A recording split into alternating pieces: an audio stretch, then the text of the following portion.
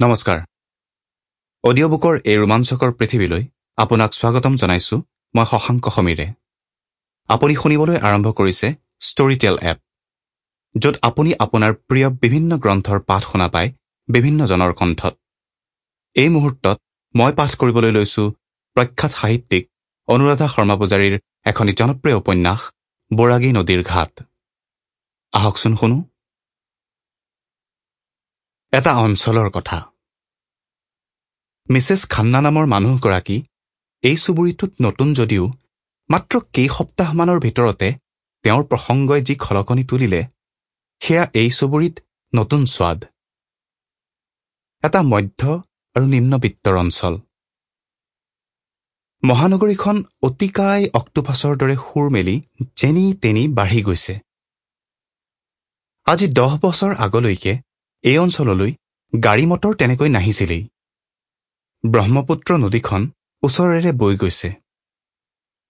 খৰালি মহানগৰীৰ মানুহ পিকনিক খাবলৈ অহা আৰু নৈৰ পৰা বালি আৰু মাটি নিবলৈ অহা ট্ৰাকৰ বাহিৰে গাড়ী মটৰৰ শব্দই নাছিল।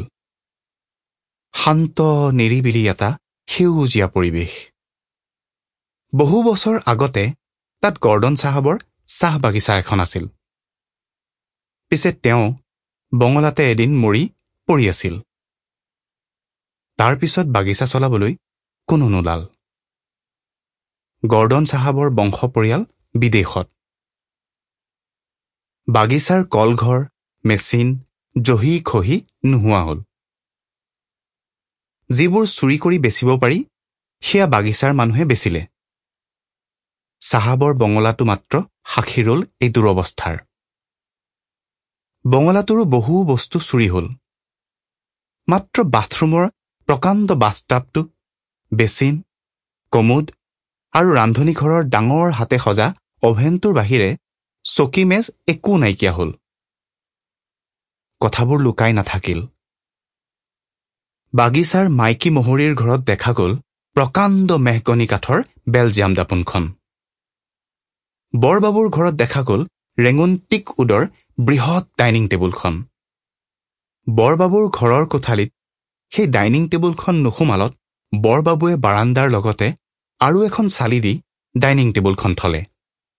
বৰবাবুৱনীয়ে নক্সা কটা টেবুলখনৰ ওপৰত ডাঙৰ ডলাখনত পিঠাগুৰি শুকাবলৈ দিয়ে আৰু আমলখি জলফাইৰ আচাৰৰ বটলকেইটাও ৰ'দত দিবলৈ সুবিধা পায়। টেবুলৰ লগৰ চীনা মিস্ত্ৰীয়ে নক্সা কটা চকীকেইখন চৰাঘৰত পাতি বৰবাবুৱনী গপত গংগাটোপ হৈ ফুৰিল কিছুদিন। লাহে লাহে এই এৰাপৰলীয়া বাগিচাৰ চাৰিওফালে বাগিচাৰ মানুহবোৰে ঘৰ সাজিলে। দখল কৰি যে যেনেকৈ পাৰে মাটি ললে। তাৰ মাজতে আকৌ স্বয়ম্ভু মাটিৰ মালিক কিছুমানো ওলাল। সিহঁতে মহানগৰখনত স্থায়ী বাসিন্দা হবৰ বাবে মাটি বিচাৰি ফুৰা মানুহবোৰক মাটি দেখুৱাই কেঁচা ৰচিদ দি বিক্ৰী কৰিলে। এনেকৈ ঠাইখনলৈ মানুহৰ প্ৰব্ৰজন ঘটিল। চাওঁতে চাওঁতে তাত থকা বাগিচাৰ পুৰণা মজদুৰ আৰু স্থানীয় দেউৰী মানুহখিনি লগ হৈ দুৰ্গা পূজা পাতিবলৈ ল'লে। দুদিনমান পাছতে সপোনত দেখা শিৱ মূৰ্তি এটাও বেলগছৰ তলত সন্ধান পালে। তাতো মন্দিৰ এটা হ'ল। মন্দিৰ বুলিলেই হাত উজান দিয়ে সকলোৱে। মাটিৰ দালাল চন্দন শৰ্মাই ত্ৰিশূল এডাল দান দিলে। কিন্তু তাৰ পাছত এটা ডাঙৰ ঘটনা ঘটিল।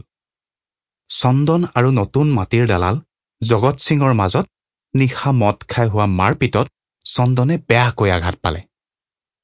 দুদিন হাস্পাতালত থাকি চন্দন মৰিল।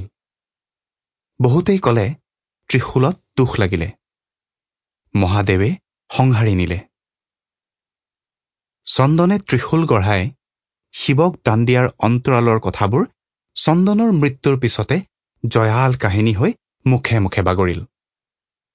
ত্ৰিশূল পাত ওচৰৰে গিৰিন দাসৰ গেৰেজত চন্দনে সাজিবলৈ দিছিল।